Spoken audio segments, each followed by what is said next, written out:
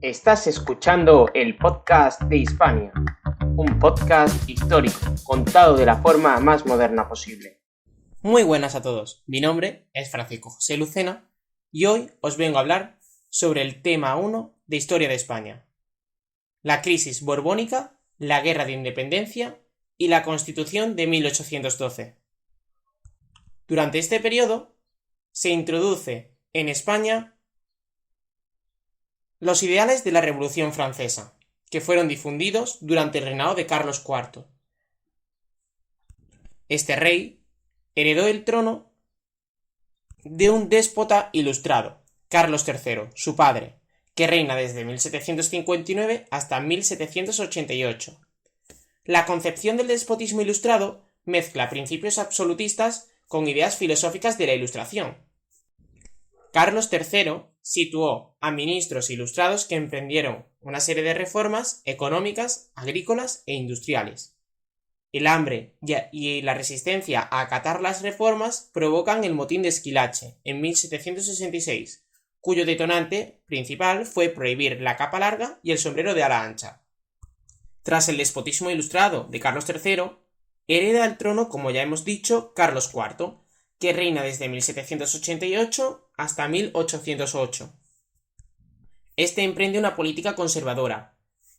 Por ejemplo, disolvió las cortes, prohibió la propaganda y las obras extranjeras y aplicó la censura. Todo ello para estar en contra de la Revolución Francesa.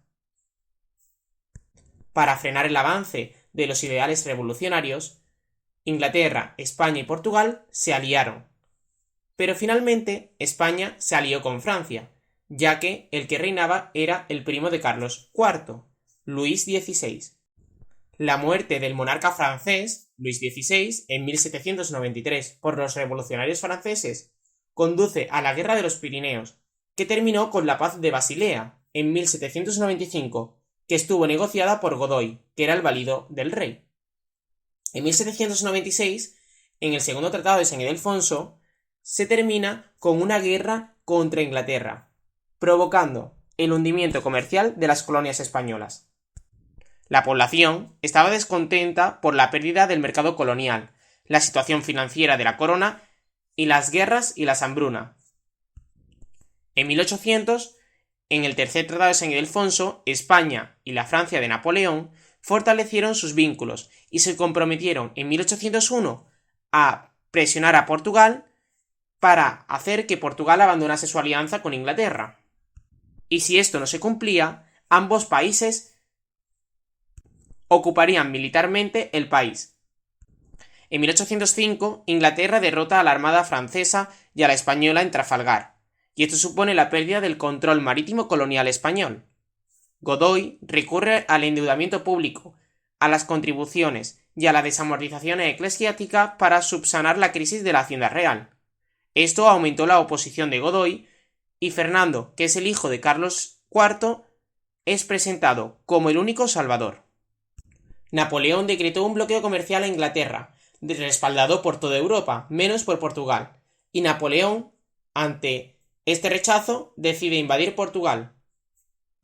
Pero para ello necesitaba pasar por España, y firma con Godoy los tratados de Fontainebleau, que autorizaban el paso por España para ocupar militarmente Portugal, y esta sería repartida para ambas. Entraron más tropas de las acordadas, y esto provocó la alarma de la población, y los partidarios de Fernando dan un golpe, conocido como el motín de Aranjuez, que asaltaron el Palacio Real y Carlos IV es obligado a ceder la corona. Carlos IV pide ayuda a Napoleón, y llama a ambos a Bayona, donde Napoleón exigió que se firmasen las abdicaciones de Bayona, en las que Carlos IV le cede a Napoleón la corona, y Fernando reconocía la cesión y renuncia a los derechos de la corona. Napoleón le cede la corona a José I de España, que es su hermano. A cambio, Carlos exigió la unidad de la corona y la unidad católica. José I, ya en España, convoca Cortes para aprobar el Código de Bayona, con el cual quiere liquidar el antiguo régimen. Algunas de las medidas fueron la abolición del régimen señorial, la desamortización eclesiástica y la desvinculación de mayorazgos. Esto hace que la mayoría de su población se pusiese en contra.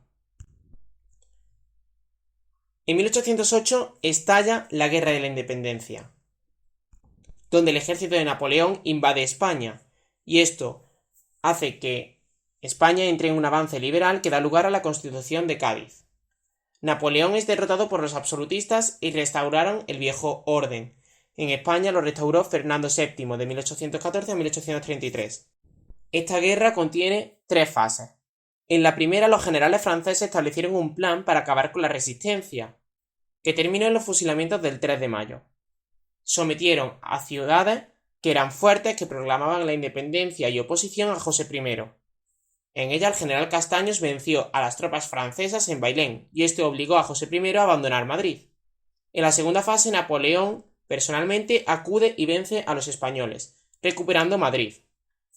El ejército francés sufrió una guerra de desgaste frente a las guerrillas, en las que destaca el cura Merino y Empecinado. Controlaron todas las principales ciudades excepto Cádiz.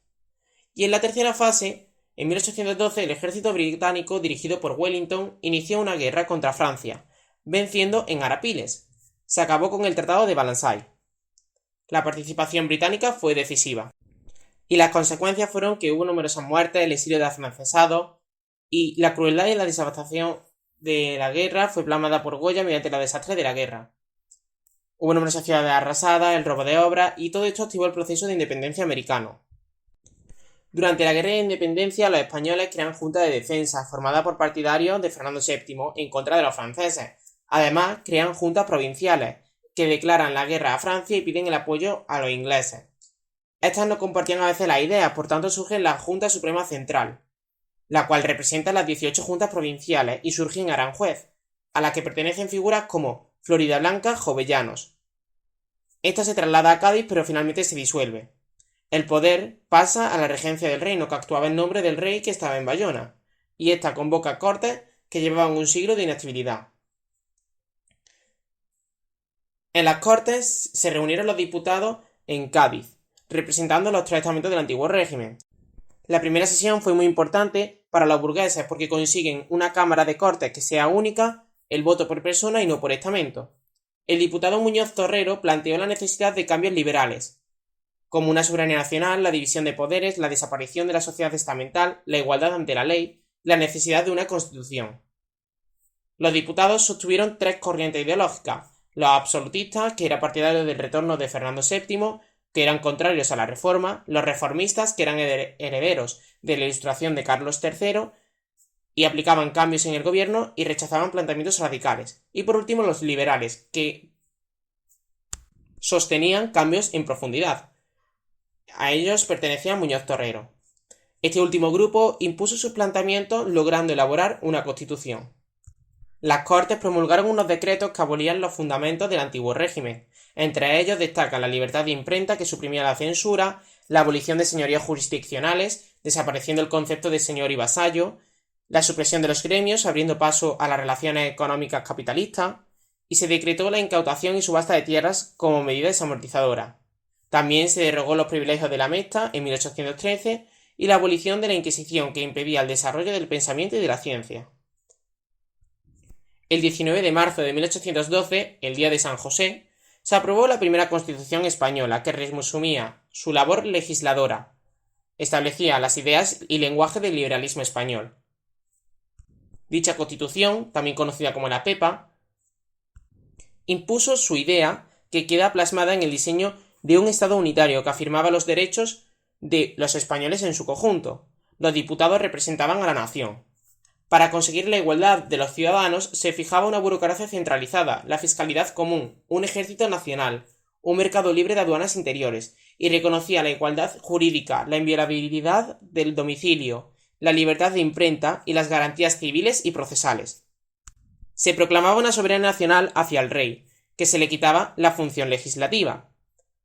Las Cortes eran una sola cámara, elegidas por sufragio censitario masculino, y para ser diputado tenías que ser propietario, mayor de 25 años y procedente de esa provincia.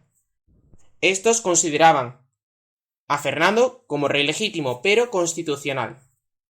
Finalmente, tras el regreso de Fernando VII en 1814, restableció el absolutismo y abolió las Cortes de Cádiz, y persiguió a los liberales durante su etapa conocida como el Sexenio Absolutista. Algunos de estos liberales se exiliaron y otros trataron de alcanzar el poder mediante pronunciamientos o golpes de estado militares. Entre 1820 y 1823, el triunfo de uno de estos pronunciamientos dirigido por Rafael Riego dio lugar al Trienio Liberal, en el cual restablecieron la Constitución de 1812 y Fernando VII buscó el apoyo de la Santa Alianza, mandando el ejército de los 100.000 hijos de San Luis, que permitió establecer el absolutismo. La tercera y última fase de su reinado es la década ominosa, que estuvo marcada por el gobierno absolutista de Fernando VII, la independencia de América Española y el problema sucesorio que se planteó al nacer Isabel II en 1830. Para que Isabel II pudiese reinar, Fernando derogó la ley sálica que le impedía reinar a las mujeres. Carlos María Isidro, el hermano de Fernando VII, no aceptó que Isabel fuese la heredera al trono, y este era apoyado por los absolutistas. Fernando nombró como regente a María Cristina, meses antes de morir.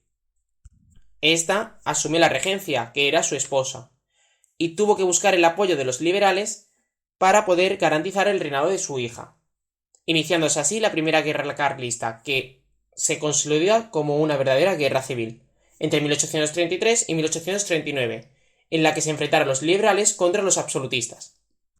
Y este sería el fin del tema 1 de la historia de España.